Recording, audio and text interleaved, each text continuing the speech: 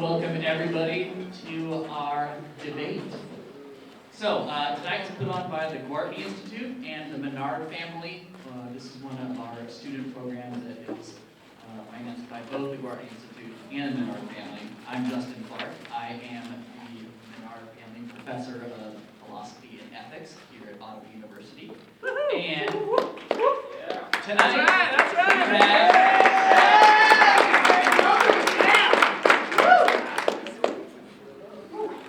We also have a 2-drink minimum, so I want to make sure that all of you are hopped up on sugar and you get that bloodlust flowing. Because we have a debate, it is going to be a fight to the death, a death match. So the question that has been keeping all of you up at night: what is wrong with the national debt? And we have 3 teams that are giving 3 answers for you. So team 1. The deficit. We have Dr. Russ, the Hammer McCullough. Yeah! Yeah! And Nate Hardcore Hamilton. You look good. Team 2. Spending. Jason, the Jackhammer Dawes. Stand up. And Jacob J. Money Michael. Like the haircut. Team 3, taxes. Taxes. Dr. Ryan the Raptor Lewis.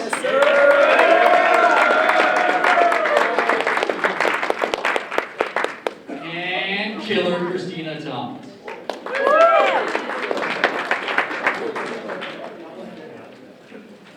So, without further ado, let's have our first team up. We have Team 1, who is speaking for 4 minutes. Let's all give a warm welcome to Russ McCullough. Thank you. Pleasure to be here. So I know this could be a boring topic, so I just want to start off with a story about 2 OU graduates. They were actually econ majors, John and Chelsea. John and Chelsea started off strong, and they're about 5 years into their career, and right now they have a combined income of $218,000 a year between the 2 of them. Not too bad, huh? And at that same time, they bought their first house, about a $300,000 house. They put about $70,000 down, so they have mortgage debt of $234,000 on their house currently. And this year, you know, John's one of those guys that likes to live large. He went out and got a convertible Mercedes. And Chelsea's no slouch either. She loves the finest things in life, likes to go on trips to Europe and spend money on all the extra trimmings and dine in fine restaurants. And so this year, they ended up having some car debt and a few credit cards that ended up totaling $13,000. So they got $13,000 of some car debt and credit cards. They've got a $234,000 house, and they're making $218,000 a year. Is this couple in trouble? Do they sound like they're going to be in bankruptcy in no time? No, they're actually probably a lot better off than a lot of couples out there with that type of income and that type of debt. And what I just described to you is actually similar to the state of our nation, where our GDP, our income for the nation, if we add up John and Chelsea's income plus everybody else's, it's about $21.8 trillion. And our current debt level is $23.4 trillion. And our deficit with President Trump this year is expected to be $1.3 trillion. So the 13,000, the 1.3, the 23.4, and the $234,000 debt, if you line up all the zeros, that's kind of telling a similar story. The reason I bring that up is that I don't think the actual level of the debt currently is going to be that destructive for the United States. I also don't think that this year's deficit of $1 trillion is not a devastating thing in and of itself for the United States. And so the bottom line is, what's the problem?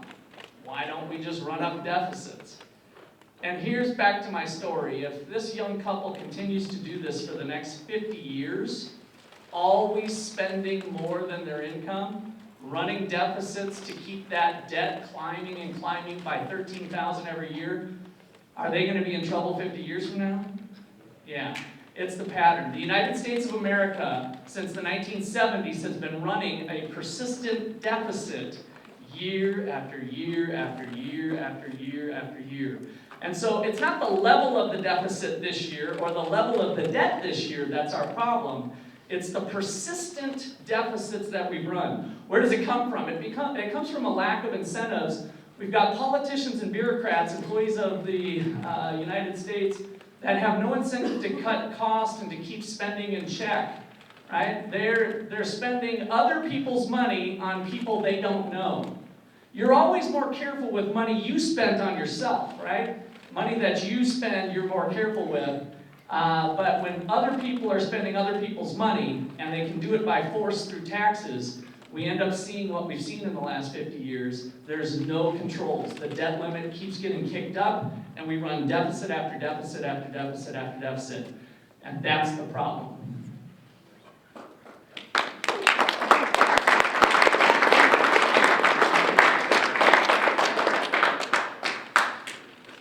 All right, next up we have Jason.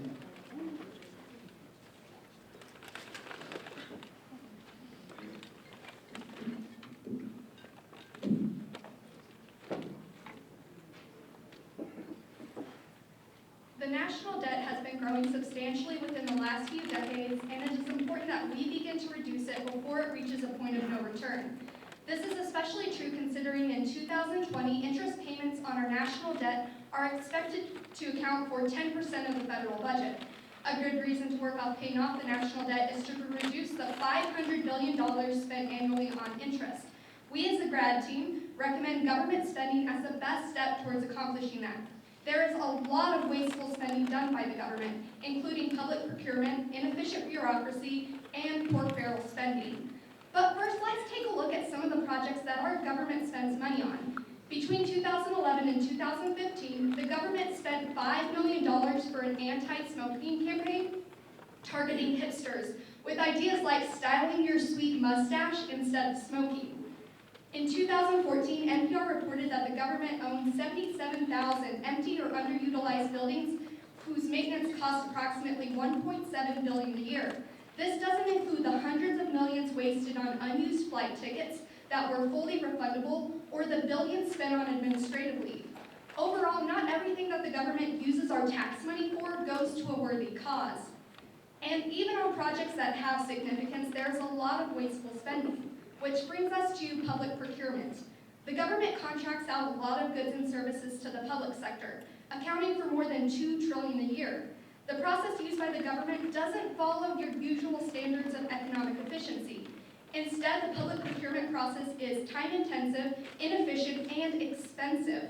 This is often due to a lack of information, poor communication, and little to no innovation.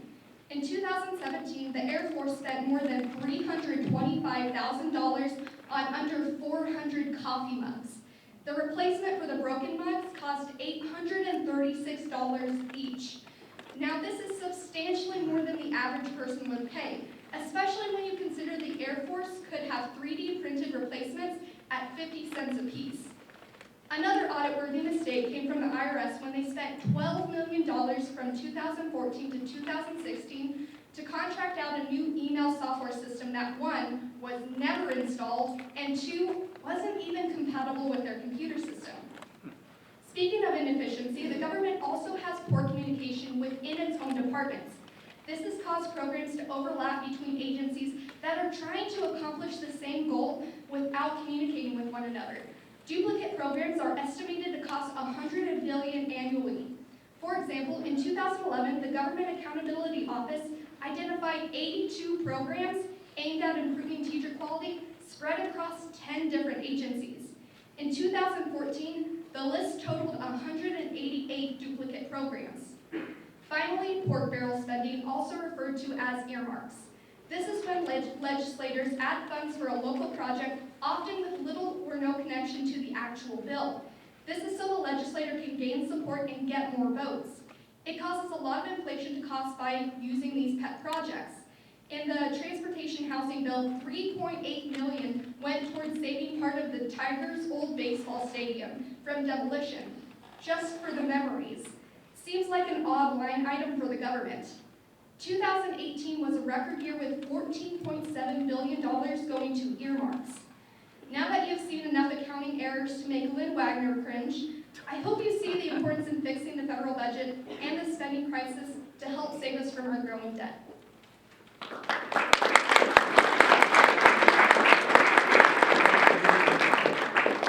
Thank you, Jason. Next up, we have Ryan. No, don't clap, it's fine.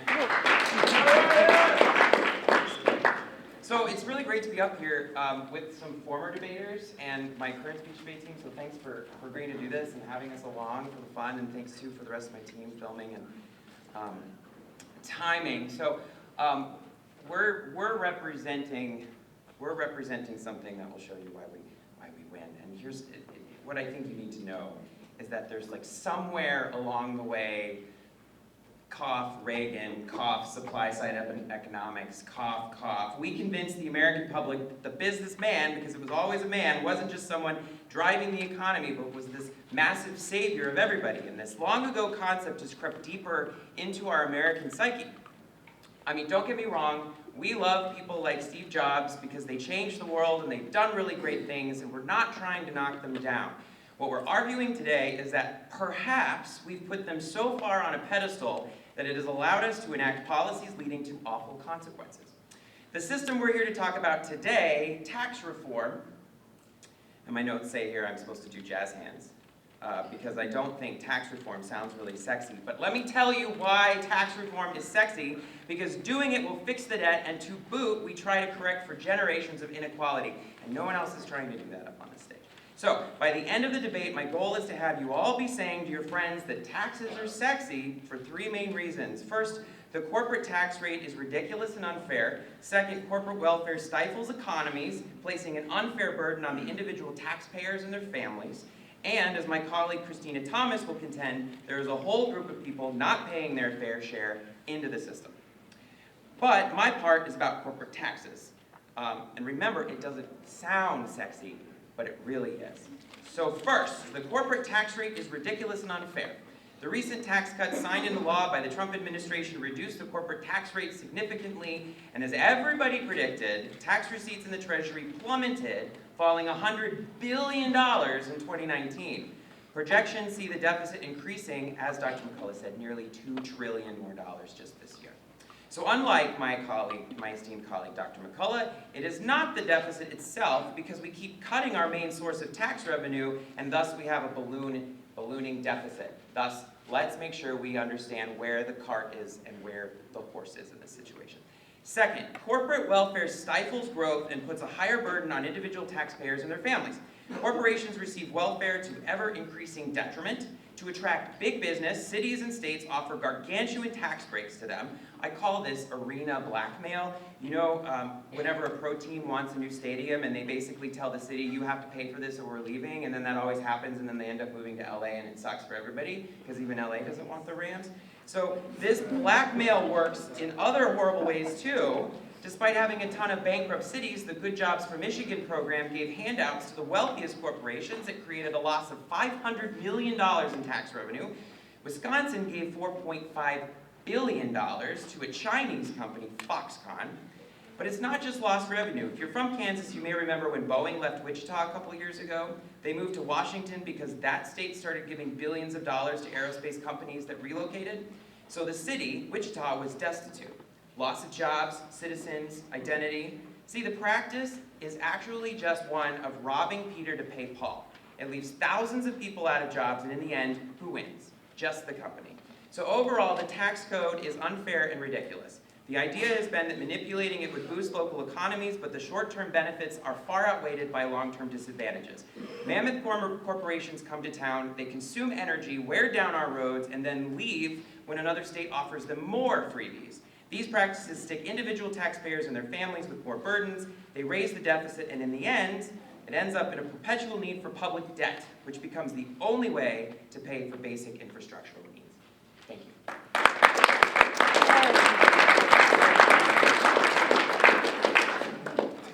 Oh, right. All right, so that was our first round, and now we are opening it up for a 2-minute crossfire. Anybody want to go first? Yeah, I wouldn't mind going. Okay. I got to jump on this corporate tax rate. Taxes belong with individuals. Our previous tax rate that was cut by the administration, we came down from about 39% down to 24%.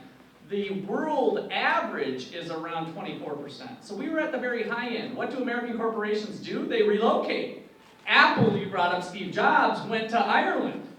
So why would you be picking on, my question to you is, why would you be picking on corporations and not high-income people? I'd actually favor high-income people who are large shareholders of those corporations, but let's hit the people, not the corporations. We will. Okay. That's the whole second thing. And the other thing is, too, is that when the whole tax system is unfair, then everybody loses. So when we focus on corporations and the needs of corporations, we forget the actual needs of people. Corporations are owned by people. Yes, conglomerates. Let's hit the people. So when There's poor people that own corporations too. What about your 403B that you have with Ottawa University? When there is a corporation that is not paying $4.5 billion to Wisconsin because that moves them here, then that tells me that the entire city, the entire state is losing out on benefits. Sorry, I gotta say rely off on topic. public We're debt. talking federal level. So state to state movement doesn't Taxes. matter. I'm worried about them going to Ireland or China or India or Malaysia. China's coming here, Ireland's coming here. Foxconn is a Chinese company. So if it's all offset by a balance, Jason, would you like to say something? Would you like to get in on this? Why not? So, Russ, in your speech, I kind of noticed that you slightly promoted spending And taxes. and taxes. So Because I'm what causes kind the of deficit? Here's the bottom line. I don't care about spending or taxes because you can throttle both. But we can't have persistent deficits. We can't have persistent deficits over time. This year's deficit, I don't really mind if it was due to taxes not being high enough for spending. My claim is it's all about the deficits persisting over a period of time. Hey, Jason, I have a question for you. Ah, Okay, we got to later.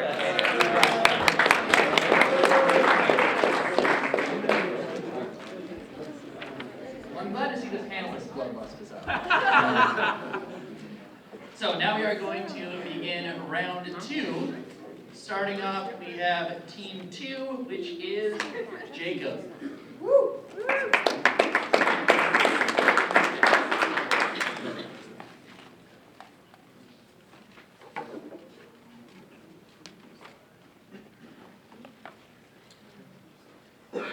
All right, how's it going, everybody? So first off, I think that this was made pretty clear in the cross-examination here that there's definitely a framing problem here.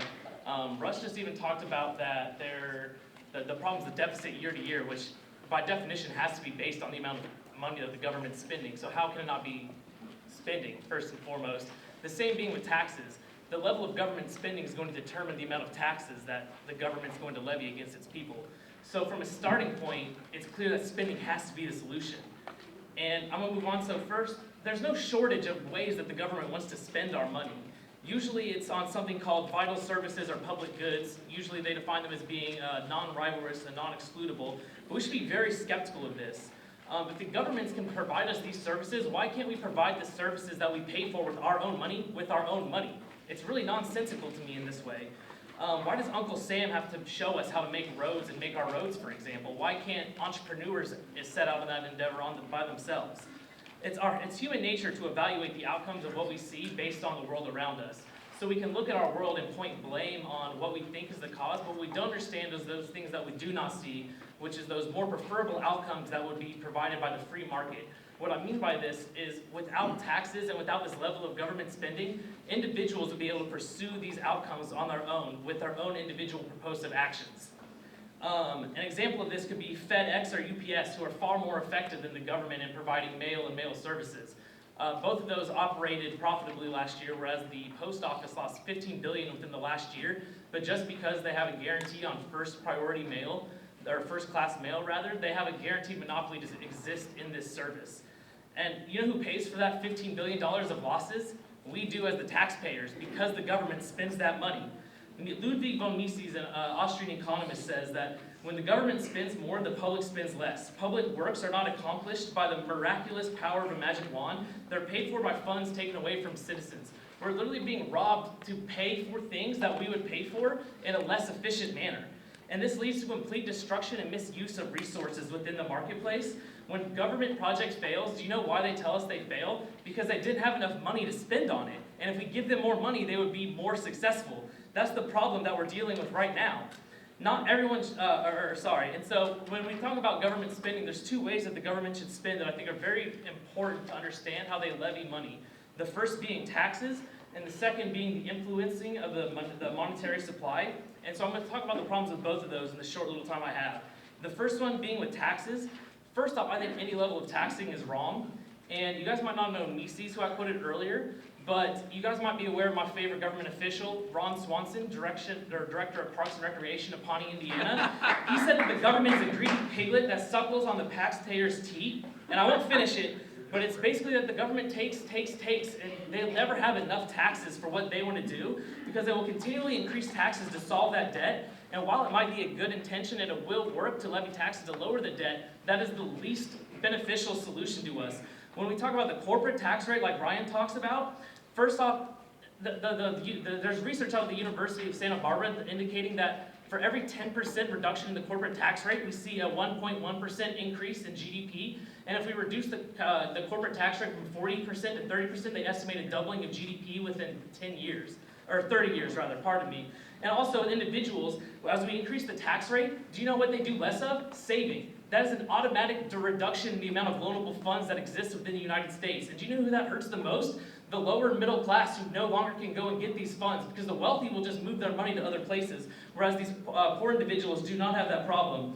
And long story short, with the influencing of the money supply, well, as they expand the monetary supply, each one of our dollars is able to buy less consumer goods as we do that to end government spending. And I'm getting cut off, guys, but it has to be spending.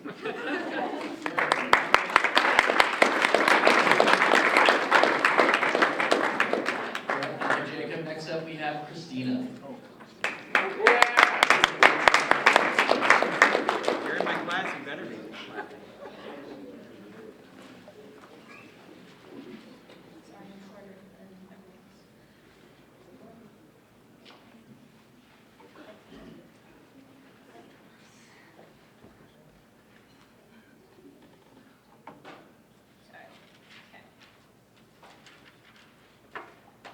So good evening to everyone who's here tonight. And thank you for coming to get your extra credit and watch the clock count down and numbers for fun, and also to get food, because that's why I'm here. So we're on the same page. So tonight I want to tell you the reasons why you should vote for taxes as a means to help the national deficit. So starting off with a well-known name, Bill Gates. He's the second wealthiest individual according to Forbes 400's wealthiest individuals.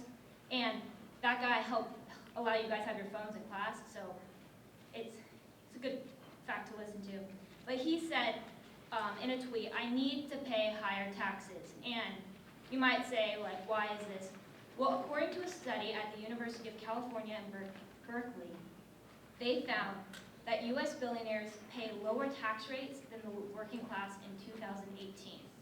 That means wealthy individuals and billionaires are paying lower tax rates than the working class, which is our parents and even you guys. So, according to that, 23% of America's wealthiest individuals, or 23% is the tax that wealthy individuals paid, whereas the bottom half of households pay 24.2%. So to give you some historical perspective, in 1980 they paid 47%, and in 1960 they paid 56%. So 23 compared to 56 is a drastic, that's the word, decrease. And there's a huge inequality when it comes to paying taxes across working class and very wealthy individuals and billionaires. So with this in mind, that's been a huge topic with the upcoming election for 2020. And so Senator Elizabeth Warren, she proposed that there be a 2% increase on annual taxes for wealthy individuals with $50 million in assets and a 3% tax on individuals with $100 billion in assets. Also, Sanders mentioned that the top 1% of Americans have enjoyed a $21 trillion increase in their net worth, whereas the bottom half of families that were paying 24.2% have lost $900 billion in wealth. That's a big number. So he also proposed that there be a tax on families with a net worth of $32 million or more, and these funds, or collected from taxes from these ultra-wealthy individuals, would not only create equality among wealthy individuals and the working class taxpayers, but this funding would also help go towards spending and help go towards federal programming, and the excess that would have gone to those can help decrease the national deficit. Some other names along with Bill Gates is Warren Buffett, who told CNBC, "The wealthy are definitely undertaxed relative to the general population." And Mike Bloomberg, an individual with a net worth of $51.1 billion, said if you want to solve income inequality, one of the things you have to do is adjust how progressive the tax rates are. And to put that in simple forms, it means create equality among all the taxpayers. So I hope that my speech has provided you with some reasons of why taxes are so important in helping reduce the national deficit, but also in funding those national programs like healthcare, education, fighting climate change, and helping solve the national debt, but also being able to fund for all those things that we enjoy.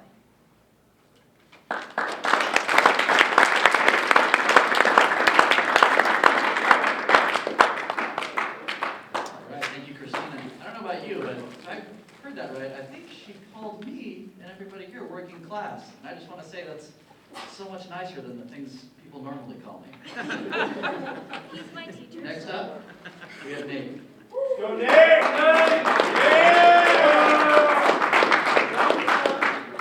What's up? Alright. So, to start this off, I just want to explain kind of what we're talking about here and why the other two sides kind of have things mixed up here. So they're talking about how the problem is that we're overspending, or that the problem is that we're not getting enough income, or to raise our taxes.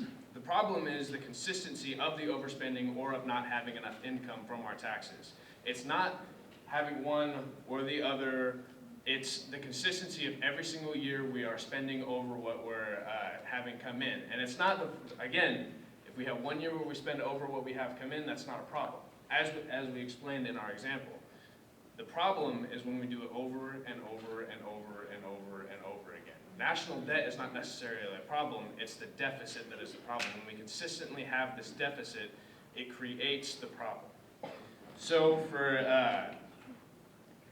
the reason that we have this happening is because of politics. So whether you raise the taxes and they have this huge increase in our income, they're just going to spend more. They're going to spend more and spend more and spend more, because if you listen to the State of the Union address, Donald Trump talked about how we did all of these things over the past 4 years in his time in office. We've achieved all of these different things, but not at one point did we discuss how our nation is so far in debt. Not once did we discuss how far we're going to be in a deficit for this next year. Not once did we discuss anything like that. We ignore all that because we talk about what we're fixing with all this money that we're spending. But the politics part, we don't look at how much more we're spending than what we're making. So that is the number one issue with this, and that is why the deficit is a problem, is because we are ignoring the deficit. We are looking at, oh, well, we need to make more money, or oh, we need to make more money, or oh, we're spending too much money. But really the problem is that we're ignoring it in general, and we just continue to run these deficits. So it's ignoring the problem and running the deficits that's the issue, not the overspending for 1 year or making more money. Because if we make more money, we're still going to overspend it anyways. Okay, and then so my tax opponents came up here and they talked about how there's all these companies coming in from China and Ireland and all these other things. And they talked about how this is an issue, and because corporations need to be taxed more and all this other stuff. Well, these corporations coming in, one of their issues that they had was corporations moving from state to state, creates this loss of jobs in the states where they move from. Well, if we have corporations coming in from out of country, then that creates more jobs. So that point seems kind of counterintuitive to me. Another thing that we're looking at for the spending side is they talk about how we need to cut all these things. Well, the biggest thing that is going to hit us and is going to create the biggest deficit is going to be the Social Security bond. The baby boomer generation is the largest generation in American history by a long shot. So when we look at this, the huge creation of spending that's going to happen, that's going to create this huge deficit in our nation, is going to be our Social Security. So I would ask them what's their answer to that, because that is going to be the big issue with spending. So if that's the problem with it, and that's the issue, then how are we going to solve that? Because I say that the issue is that we've been doing this for the past 50 years where we've been spending over what we've been making. It's the deficits that we've been running, and it's not necessarily that we're spending too much or that we're not having enough coming in. It's that we're doing it consistently is what I really want everybody to kind of pay attention to. So whether the answer is to spend less or make more money, that's really kind of irrelevant, because the issue with the national debt is that we continue to build it, and that's, yeah. So,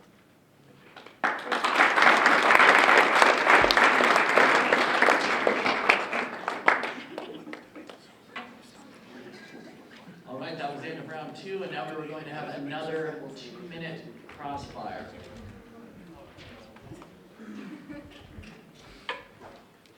So, begin crossfiring.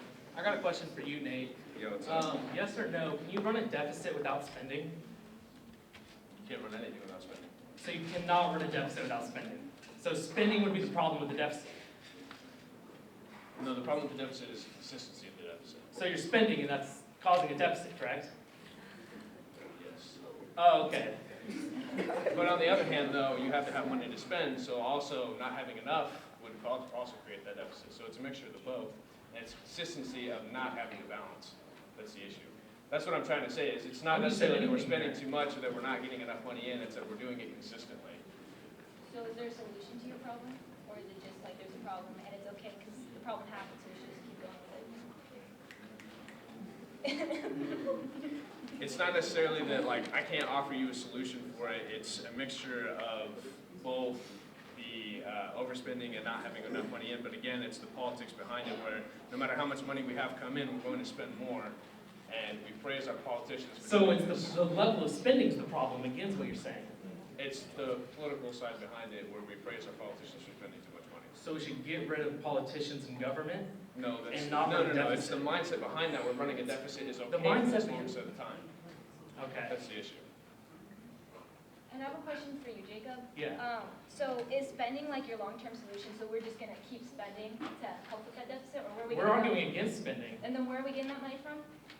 We're not getting any money for not spending. That's the whole point.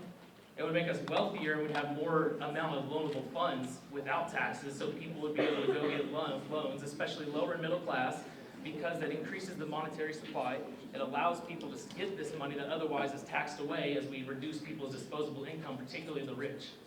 Okay, so my question for you then is, so your suggestion is we get rid of all government taxing where they don't have any money? All government spending, and the only ways that governments make money is through taxing or influencing the monetary supply. Well, how would we have a government if we're not going to be able to pay them? That's a great question, man. That's really not what the topic of the debate is. The topic of the That debate is is exactly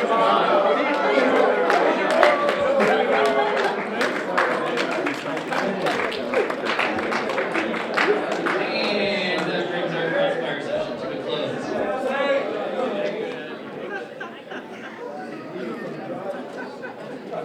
So, now we start our third session, rebuttal, with Dr. Ryan Lewis.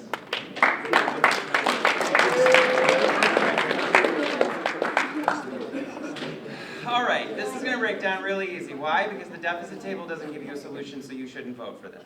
Okay, you have two tables trying to give you a solution, and only half of them are right.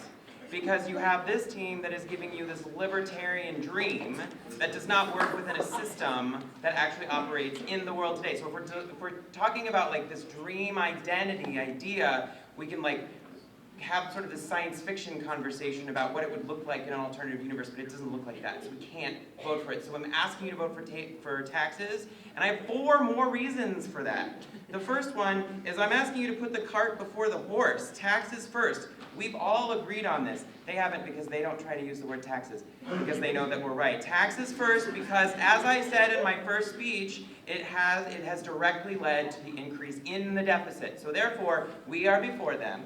So therefore, we are the one that you vote for. Yes, am I getting too cocky? I'm sorry, let me back down a little bit. Second, spending is only a short-term fix. It's very important because all this talk about politicians come in and the whim changes and everything changes. So even though we might be able to reduce spending now, we cannot use that as reducing spending forever.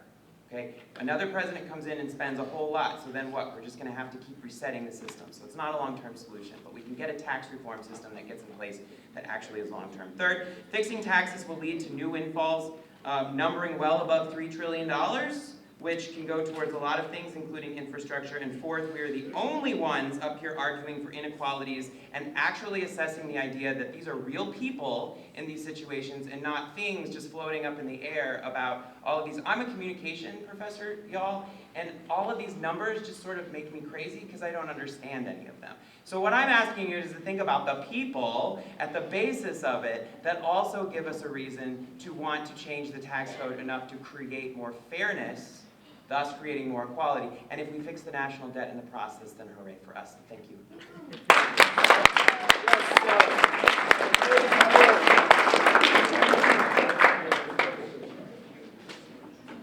Right, yes. Next up we have Dr. Russ McCullough. Well, I have a pleasant surprise for you because I've got an answer that you weren't expecting. Listen, folks, taxes won't work. Increasing taxes won't work. Why? Because the rich can go find another country to live in, if it's on the income side, if they get too burdensome. Right now, I think we have a good level of that. Corporations we can't hit. They will more easily go find another nation to go to. So we won't get the money that you think we're going to get when we increase taxes. So taxes aren't going to work. Spending, likewise, will not work. Whether we look to cut waste or we do whatever, the problem